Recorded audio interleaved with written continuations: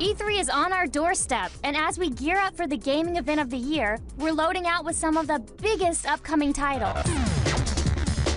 First up, grab your boomerang and stock up on potions. Link is back with The Legend of Zelda Skyward Sword. In this prequel to the critically acclaimed Ocarina of Time, Link must travel between the earth and the sky to save the land of Hyrule. Every time we get a standalone, solid Zelda game, it's great and typically groundbreaking.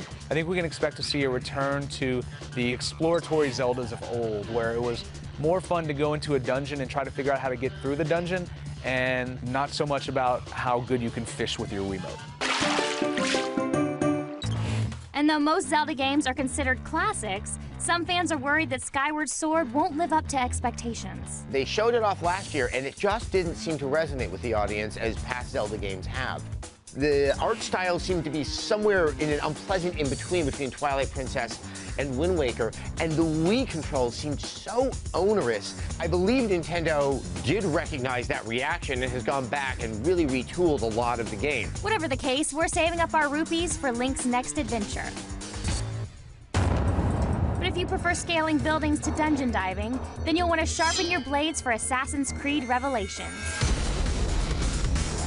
In this latest chapter of the parkour franchise, a 50-year-old Ezio is back and must find an ancient artifact that will help end the war between the Templars and the Assassins. It's no longer in Italy, it's in Constantinople, which should offer some rather interesting architecture for him to scale. Ubisoft has done a really great job with this series about just adding more and more content and more ways to kill people. As exciting as the franchise is, there is some concern that Revelations might just be more of the same.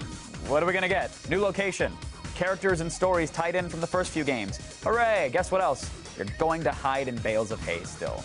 I do hope that this is the Assassin's Creed game that puts the Ezio storyline to bed. There is a sense of freshness that is desperately needed in the Assassin's Creed franchise. Will Revelations be the breath of fresh air the franchise needs? We'll find out at E3.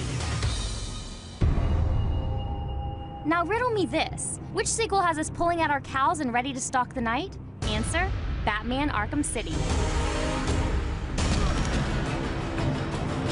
In this follow-up to Arkham Asylum, part of Gotham City has been cordoned off for its worst criminals, and the Dark Knight must infiltrate it to save the day. Batman Arkham Asylum is pretty much considered to be the best superhero game of all time. You got an all-star cast, you have solid controls, you got an interesting setting, you got Mark Hamill. There's plenty wrong with me. It begins with Batman on top of a building, swooping down, flying, seeing crime, diving in, and kicking everybody's butt. That really is what the Batman experience has been, and I think that's only a taste of where they want to go to create what really could be the ultimate superhero game. And now that the Cape Crusader is moving into the big city, fans are hoping to see more of Bat's wonderful toys. This is something I'm just speculating on, but we'll probably hear something about vehicles and ways to get around, like a Bat Pod or a Batmobile or a Batwing. Obviously, that's something we should all be looking forward to. A possible Batmobile? Gotham City? Kicking ass as the Dark Knight? We can't wait.